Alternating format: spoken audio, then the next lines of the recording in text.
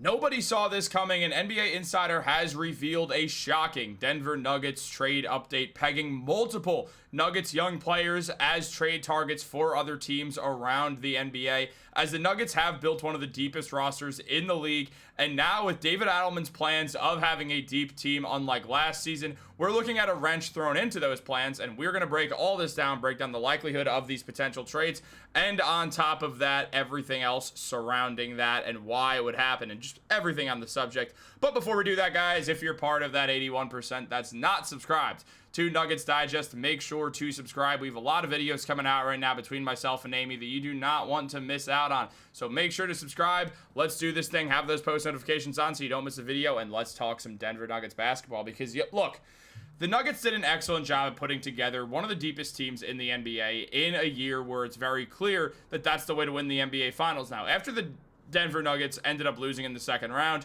we saw the Minnesota Timberwolves, who were deeper than them, and the Oklahoma City Thunder, who were deeper than them, face off in the Western Conference Finals. Despite the fact that the Nuggets did have the best player on the court, it was not enough, as close as it was up until Game 7. Things just did not work out, as the Thunder had a very deep team, and they were able to use it against the Nuggets. And deep teams very clearly are right now the NBA's meta on how to win. And that's good for the NBA for sure, and it's good for the Denver Nuggets because they had a phenomenal offseason for themselves that saw them create one of the deepest rosters in the NBA after just a year where things were a little bit shallow, especially compared to years past. The Nuggets depth chart is absolutely beautiful right now, with a bunch of highly talented players, such as the starting five that we'll be seeing of Jamal Murray, Christian Brown, Cam Johnson, Aaron Gordon, and Nikola Jokić, with then a backup, and these backup positions are all wrong. I mean, Bruce Brown is going to be the backup point guard as of right now. We'll see Strother and Hardaway share some minutes.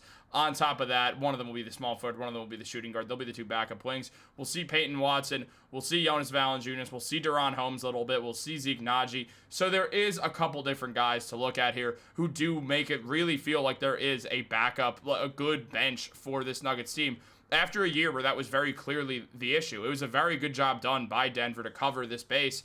And now with everything sort of covered, there is a lot to consider going forwards for this Nuggets team. Now look, when it comes down to it, there has been a lot of trade discussions, and there's always going to be, and now we have a new update on all these trades, as it was revealed by Sam Amico that the Nuggets spent the offseason reshaping the roster around Nikola Jokić and already sent out the man who was their biggest trade candidate in Michael Porter Jr. That would be Michael Porter Jr., as we know, for Cameron Johnson, and that probably leaves Julian Strother or Peyton Watson as top smaller scale trade candidates. Obviously, after those guys have both shown to be good young pieces, it's surprising to see that. With Peyton Watson having a good year last year, being one of the better defenders in basketball, one of the most underrated defenders as well, and just having an underrated season overall. He can play a few different positions. He can guard a bunch of positions. He's still only 22 years old for a couple more days. He put up 8 points per game, 3.5 rebounds, 1.5 assists, blocked a shot and a half per game, got half a steal per game, and was phenomenal. I mean, he shot 48% from the field, 35% from three, and 45% on those corner threes.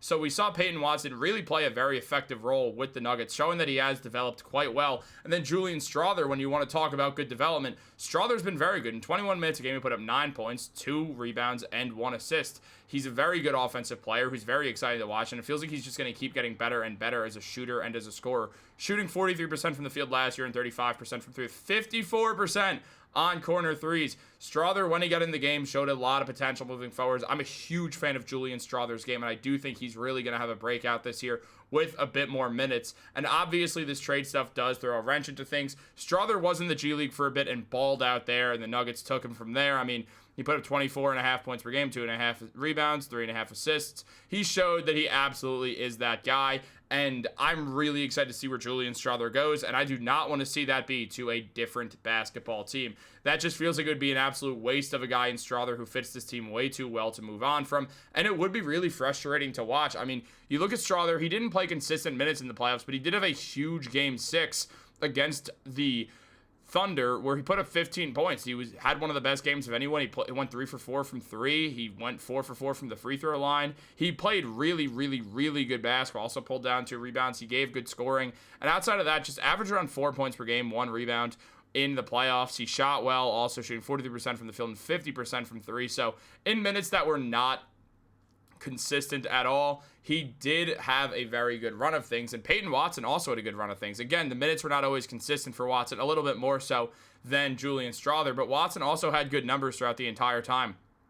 In 14 minutes per game and 14 games played, he averaged 4.5 points, 3 rebounds, got nearly a steal per game as well. Was very, very impressive. I mean, the shooting numbers could have been better from the field, but was a solid 3-point shooter throughout the playoffs and did show that he does have a lot of potential with this Denver Nuggets team moving forwards, which is an excellent sign. Again, you look at this lineup, and Peyton Watson has become a very important player. He's really become that backup power forward spot. And when you see Strawther, he's going to be one of the backup guard or one of the backup wings as well, next to Tim Hardaway Jr. So it's going to be one of those situations where definitely we are going to see the Nuggets want to keep around all these guys, because why would they trade their 9th and their 10th man, or maybe not exactly their 9th and their 10th man, but I'd say likely so around that. Maybe Hardaway becomes the 9th man, or Peyton Watson gets more minutes, but Strawther seems like around their 10th man, a little bit on the fence, but will be in the rotation a good amount, especially when you consider injuries and when people are out for a game or two because of a nagging injury, something like that, nothing too serious. But also at the same time, if something goes wrong with one of their wings, Strawther gets thrusted into a major role. So it feels like it would be a bad idea to trade him when he's very, very, very impactful to a team that's trying to win the NBA Finals and is also one of the best young players on the team. It just doesn't make a whole lot of sense to me. Now, when you look at Peyton Watson, the man has been absolutely phenomenal as a defender, especially last season.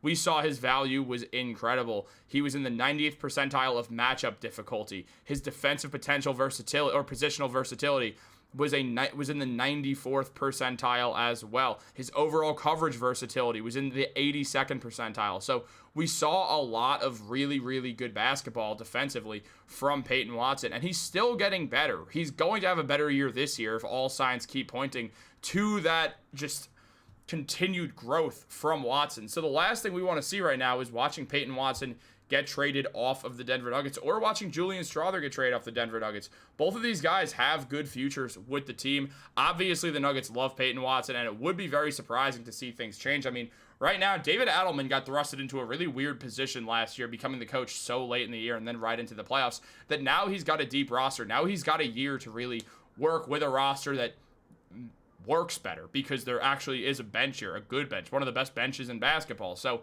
when you consider that, why would we mess with Adelman, who I know he coached last year, but in a way it feels like he's going into his first year as a head coach, just because he didn't coach in any of that regular season outside of 3 games. So it becomes this situation where it almost feels like, well, it's first year as the official head coach, not the interim. He got that interim off his name, or off his job title. But at the same time, it feels like it's his first year. Why would you want to really, really weaken the rotation, especially when that was one of the problems with Mike Miller, was the fact that he would really ride his starters very, very hard. We've seen that style of basketball go away. I mean, Tom Thibodeau coached the Knicks back into relevancy, and they said he played the starters too many minutes, and look what happened. He got fired. Mike Malone won a championship with the Nuggets, was playing the starters too many minutes. He got fired. Mark Diagonal plays his bench a lot. Coach of the year. I mean, Rick Carlisle played the bench a lot. Got to the NBA Finals. We're seeing a pattern here, so let's not go away from that. Let's not make any more trades. Let's like this roster, and if trades have to happen, wait till the deadline. What do you guys think? Let me know in the comments down below. Like this video, subscribe, turn on post notifications. Have a great day. I'll catch you later.